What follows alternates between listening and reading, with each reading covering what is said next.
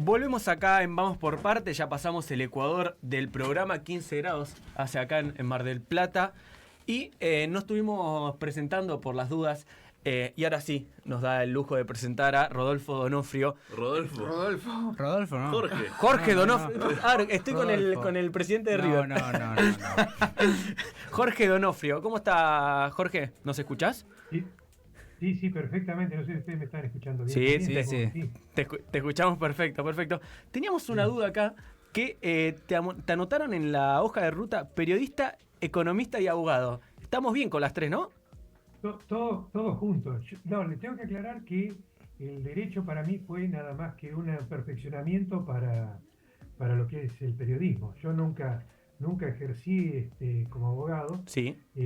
Sí me sirvió los conocimientos, como incluso ahora para estar ya hace 14, 15 años como asesor comunicacional, o sea que sería vocero en realidad, sí, del Colegio de Magistrados y Funcionarios de Mar del Plata, trabajando en el Colegio de Funcionarios y Magistrados también de provincia de Buenos Aires, sí. Y esto también me abrió las puertas como para estar trabajando a nivel grupos de comunicación judicial a nivel latinoamericano, o sea que el periodismo me sirvió como base, pero el estudio en el derecho fue como para, más que nada, como para afianzar mi carrera en el periodismo.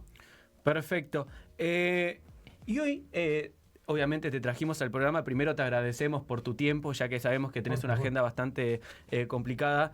Te trajimos para hablar de lo que pasó hace un par de días, que es que Javier Milei, el presidente, presentó lo que es el presupuesto 2025. Primero, antes que nada, quiero saber tu opinión acerca de lo que habló el presidente. Creo que primero nos tendríamos que situar en el hecho político que significó eso, ¿no? Fue evidentemente un hecho político, fue un hecho en el cual Javier Milei lo que hizo fue un gran acto de campaña dentro de lo que es la presentación de un presupuesto. Normalmente, y de acuerdo a lo que dice la Constitución Nacional, el presupuesto tendría que ser elevado por el jefe de gabinete. En esta oportunidad, el mismo presidente no solo lo elevó al presupuesto, a la Cámara de Diputados, que es la Cámara Baja, es la Cámara por donde debe ingresar el presupuesto, sino que encima hizo un acto político. Y en este acto político se presentó a sí mismo. Claro, él en su carácter de economista está inspirado como para hacer eso y le da muy bien en las encuestas cuando él aparece como economista. Lo que pasa es que si miramos como acto político, lo que tenemos que ver es el resultante muchas veces de los actos políticos. En este caso, por ejemplo, incluso para hacer la presentación del presupuesto un día domingo a la noche, sí, lo que se hizo fue que, por ejemplo, Susana Jiménez no hiciera su programa. Entonces, la llamaron a Susana Jiménez y le pidieron que no hiciera su programa para poder hacer esta presentación y así ganar todos los adeptos de los que pudieran haber en el rating televisivo en ese horario. Cuando miramos por rating televisivo tenemos que decir que fue en picada la presentación, porque arrancó con la expectativa, la gente empezó a mirarlo y cuando Milei empezó a hablar en la terminología que es habitual en él, tipo catedrático universitario, pero hablando solamente para la cátedra, no hablando para la gente, es donde directamente empezó a caer, pero notoriamente, lo que fue la adhesión de la gente a seguir viéndolo.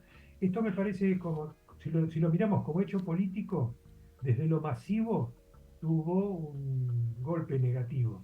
Ahora, desde lo político partidario, a él lo afianza con su grupo, con sus seguidores. No así con quienes son sus electores. Me parece que son dos cosas distintas, no sé si alcanzo a explicarme bien a dónde quiero ir. Quiero ir a que lo tenemos que medir desde distintos ángulos. Me parece que la presentación que hizo fue una presentación como todas las que hace Milei, hablándole a un público que no es el público general, no es el público que lo va a tener que votar en las próximas elecciones de medio término. No es esa. O sea que si lo miramos por ese lado, viéndolo pura y exclusivamente desde el impacto político que tiene, creo que no fue una gran cosa. Ahora, si lo miramos desde lo que es la presentación de un presupuesto, bueno, ¿qué antecedente tenemos de un presidente presentando el presupuesto así como lo hizo el mismo Milei. Te iba a Pero tenemos preguntar que remontarnos. justo, Jorge, te iba a preguntar, como hablaste justamente de que es un acto político, quizás más para reforzar su propio bloque, porque, bueno, habla de su política, de su figura, de lo que él quiere comunicar, pero ¿por qué no habla tanto del presupuesto en sí? ¿Por qué crees que es eso? Básicamente porque el presupuesto tiene líneas gruesas, líneas generales, que si Milei se pone a ahondarlas, él está en condiciones perfectamente, de eso no me quepa la menor duda, él está en condiciones de desglosar el presupuesto, pero no se dedicó a desglosarlo porque el presupuesto tiene que ahora pasar por las dos cámaras. Y en las dos cámaras se va a cambiar totalmente el presupuesto actual. El presupuesto elevado por el Ejecutivo no va a ser ni, no puedo hablar en porcentajes, pero ni lejos lo que pretende mi ley que sea el presupuesto, porque se van a agregar un montón de cosas y se van a ir quitando un montón de cosas que van a desfigurar el presupuesto presentado por mi ley. Con lo cual, mi ley se dedicó a las líneas gruesas. A mi entender, por ese motivo lo hizo. También lo que remarcó Javier Milei, que él hizo bastante esfuerzo para lo que es reducir sus salarios, pero que faltaban los gobernadores. ¿Vos cómo ves eso también? Yo veo que en nuestra Constitución, en la modificación que tiene en 1994, que fue la última reforma constitucional que tenemos, que fue una reforma importantísima para la historia argentina, en esa reforma constitucional lo que se habla es de un pacto federal. Y el federalismo no se expresa solamente por una cuestión de votar. El federalismo también se expresa desde una concepción económica. No puede existir un presupuesto nacional sin directa relación con los presupuestos provinciales. Hoy por hoy la coparticipación no es una preocupación para mi ley, porque de hecho está coparticipando lo mínimo y necesario y en algunos impuestos incluso no se está coparticipando lo que tendría que coparticiparse. O sea que ya hay una presión muy fuerte hacia los gobernadores como para que revean sus gastos. También convengamos algo, los gobernadores se habían pasado de rosca en cuanto a sus gastos y estaban gastando dinero del Estado Nacional que el Estado Nacional ahora los cortó. Quiero ser un poco más preciso sobre este punto. Cuando estamos hablando de que hablamos del presupuesto nacional, en el presupuesto nacional se prevén gastos, por ejemplo, no sé, la construcción de rutas, construcción de caminos, bacheo de calles, y todo eso no es del presupuesto nacional, no es para ejecutarlo con el presupuesto nacional para que se haga en función del presupuesto nacional, sino que se hace en función de los municipios y en función de las provincias. Este dinero hoy se le recortó a las provincias. Por lo tanto, hoy las provincias van a tener que hacer esas famosas transferencias y recibir la obra a medio hacer y decir, bueno, si queremos terminar el puente, vamos a tener que hacerlo nosotros. Con lo que hay una traslación de responsabilidad del Estado Nacional al Estado de cada una de las provincias. Bueno, Jorge, primero gracias por atendernos y preguntarte por tres temas principales, digamos, de este presupuesto nacional que a muchas personas les interesa, que son el tema del dólar, la inflación y un poco más atrás el tema del Producto Bruto Interno, el PBI. Bueno, en este presupuesto también destaca que, por ejemplo, en el dólar para este año para el año que viene, el dólar terminaría en 1.207 pesos y hoy, si no me equivoco, está arriba de los 1.200. Sí. Con respecto a la inflación, marca un 104,4% que terminaría una inflación anual para este 2024, 20 puntos por debajo de lo que se tenía previsto según el reglamento de expectativas del mercado, del REM, y también en el tema de PBI, que muestra un aumento del 5% para el 2025, ¿no? Sí, quiero ajustar algunas cuestiones. Vos fíjate que cuando estamos hablando del dólar, el dólar al que hace referencia el presupuesto nacional no es al dólar blue, no es al dólar paralelo, sino que hace referencia al dólar oficial. Claro. ¿Por qué te hago la aclaración? Porque hoy por hoy nosotros tenemos un cepo cambiario y tenemos una diferencia entre el dólar oficial y el dólar paralelo. La primera disquisición que hago al analizar esta situación del dólar futuro al que está hablando Milei sería a la proyección que tiene considerado en el presupuesto, que es de 1.207 el valor del dólar, pero el dólar oficial. Sí.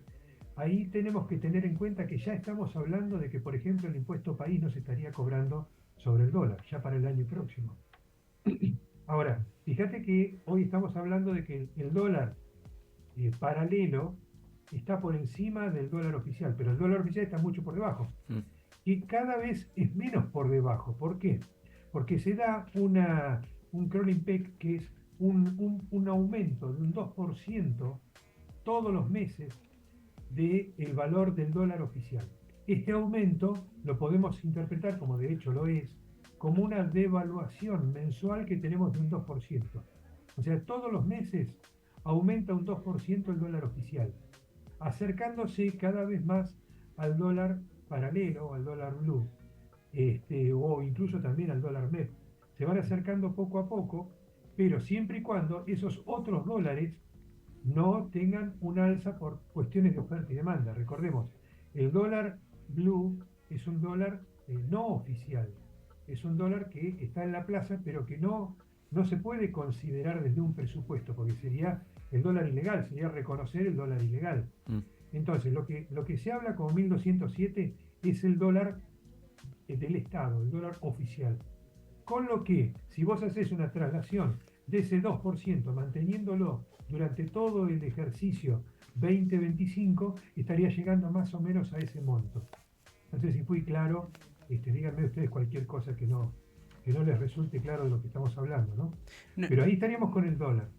No, y además hay que ver principalmente porque, como vos decías, Jorge, esto puede variar, porque si va a haber modificaciones, porque yo creo que al ser también minoría por parte de lo que es en ambas cámaras, la minoría que es La Libertad Avanza, por más que tenga por ahí aliados como el PRO, va a tener un panorama difícil para, bueno, justamente este presupuesto, como vos decías, no va a ser igual. No va a cambiar. Va a cambiar rotundamente ante la propuesta original que tiene Javier Milei, ¿o no?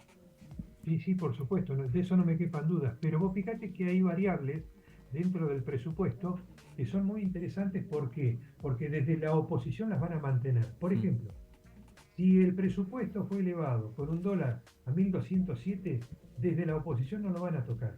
¿Por qué? Porque van a hacer que cuando termine el ejercicio, que estén cercanos de las elecciones generales, y el dólar oficial, por ejemplo, no se haya podido mantener en 1.207, como sí es la proyección que va a ser. Ahora, pensemos que el dólar oficial, estamos hablando de un dólar pisado, ¿no? No es un dólar libre. Entonces, el gobierno de acá, ante todo, también hablando de 1.207, y en esta proyección del 2% mensual, lo que vamos a tener como claro es que no piensa liberar el dólar. O sea, quitar el cepo, no. Es algo que también se prometió en la campaña, y esto lo va a utilizar la oposición como elemento para las próximas elecciones de medio término, usarlo como campaña electoral. O sea, hay cuestiones que no la van a tocar. Sí, por ejemplo, van a tocar los gastos corrientes, en lo que tiene que ver con salud, con educación, lo van a tocar principalmente con la educación universitaria, ¿no? Lo van a tocar con lo que es jubilados, o sea, esas cosas sí lo van a tocar el presupuesto, pero en estas cuestiones lo van a dejar como está para después enrostrarlo que el presupuesto no se pudo concretar. Por ejemplo, el tema del crecimiento, que ustedes me habían preguntado recién por el crecimiento. Un crecimiento del PBI del 5% a la expectativa de lo que tenemos hoy como magnitud de país, me parece excesivamente, no quiero usar ninguna terminología extrema, pero excesivamente exultante, podríamos decirlo, o demasiado ambicioso, si te gusta más, pero en realidad un 5% en crecimiento del PBI con la recesión que tenemos ahora es muchísimo. Tendríamos que tener un nivel de inversiones externas realmente descollantes, cosa que hasta el momento no se ve, porque tampoco, si el mismo gobierno no soluciona el tema de con qué ley laboral vamos a contratar a los empleados futuros, y acá me hago un paréntesis a mí mismo. ¿Por qué? Porque estamos hablando de la ley electoral, no la vigente, sino la ley electoral que salió votada en el DNU y que aún el Ejecutivo todavía no puso en funcionamiento. ¿Por qué? Porque no la reglamentó. Cuando reglamente eso, todos los empleados que ingresen en las plantas de trabajo, ya sea estatales o privadas, costos empezarán a manejar con los nuevos parámetros de contratación, pero los que ya vienen tienen que ser con los parámetros anteriores porque tienen un derecho adquirido. Entonces, ante esa realidad, no vamos a notar que haya una inversión tan grande. El RIGI, por ejemplo, nos está manejando todo en funciones de inversiones, el RIGI nacional, ¿no? De 200 millones de dólares. Y si bien va a haber inversiones, y las va a haber, no va a ser tan descollante la empleabilidad ni tampoco el crecimiento productivo del país, porque no están dadas las condiciones como para crecer a un 5% del PBI. Otra cuestión que quería tocar, y también es un tema que prometieron en lo que es la campaña electoral el año pasado, fue el tema de la dolarización, sí, que tomaron 18 meses hasta poder dolarizar al país. Esto no se habló en ninguna parte del presupuesto, tengo entendido, ¿o no? No se tiene previsto, porque si ya te están hablando de un dólar a 1.207, Claro.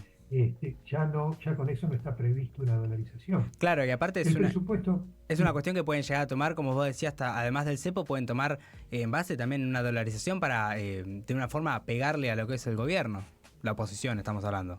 Sí, la oposición va a tener mucho como para pegar a este gobierno, porque en realidad la única banderita que le quedó a este gobierno de lo que fue la campaña es el déficit cero, que lo están logrando. Vos fíjate que ahora incluso marcó un superávit gemelo. Ahora, en estos últimos datos que estamos teniendo en cuestión de horas. El superávit gemelo quiere decir que estamos teniendo ante todo un superávit, pero ¿en base a qué? Y ahí está el gran problema, porque, claro, el tema es así, mirá, como para hacerlo bien sencillo y para que podamos comprender lo que sería el superávit que está programado en el presupuesto y el superávit al cual estamos llegando en este momento. Mira, nosotros tenemos un abuelo viviendo en casa. El abuelo consume pastillas, ¿no? Típico de cualquier persona de la tercera edad consumiendo pastillas. Las pastillas que consume el abuelo tienen un costo X. Entonces, lo que hacemos en el presupuesto familiar, decimos, bueno, de ahora en adelante no le compramos más pastillas al abuelo. Porque como el abuelo ya está grande, en cualquier momento se va a morir, entonces todo ese dinero que hoy tenemos para gastar en pastillas para el abuelo y que comúnmente venimos gastando en pastillas para el abuelo, eso lo vamos a destinar, no sé, por ejemplo, en pagar lo que en el presupuesto se llama gastos corrientes. O sea que vamos a poder salir no sé, a cenar una vez por mes a un restaurante que nos guste, vamos a poder hacer esto, vamos a poder hacer lo otro, vamos a comprarnos ropa, pero al abuelo no le compramos las pastillas. Entonces, puede ser que hoy logremos que nos rinda el dinero un poco más, hoy, pero la consecuencia va a ser que inexorablemente y a corto plazo, el abuelo va a estar peor de salud, muy probablemente necesite no solo más remedios, sino que necesite hacerse estudios a los cuales vamos a tener que pagar, porque ya al abuelo decidimos dejarlo sin ningún tipo de cobertura. Entonces lo que va a pasar es que en 5 o 6 meses tengamos más gasto familiar que el que tenemos ahora. Me parece que como ejemplo podría llegar a contestar más o menos la pregunta. Perfecto, bueno, estamos con Jorge Donofrio. Te agradecemos muchísimo el tiempo por haberte tomado para poder hablar con nosotros y ayudarnos a hacer entender un poco más lo que es el presupuesto, porque así como vos estabas comentando, quizás habla con mucho tecnicismo Javier Milei y hay varias cosas que nos perdemos y quizás vos ayudándonos, alguien entendiendo lo que habla. Sí, traduciéndonos a nosotros, ¿no? Y a todos. Y a nosotros y a la gente que nos escucha, te agradecemos muchísimo, Jorge. No, por favor, yo les agradezco a ustedes que me hayan llamado y a su disposición para cuando necesiten. Quedaron muchísimas cosas para sí, muchísimas. Porque de ahora en adelante vamos a ver el debate cómo se va dando en el Congreso de la Nación. Perfecto, entonces cuando vaya cambiando el presupuesto, porque va a ir cambiando, te podemos llamar de vuelta entonces. No hay ningún problema, cuando quieran, saben que cuentan conmigo. Se los dije el primer día de clase, así que saben que eso se cumple. Perfecto, muchísimas gracias, Jorge. Por favor, que tengan una excelente jornada y los felicito por el programa. Gracias. Ahí estábamos con Jorge Donofrio y ahora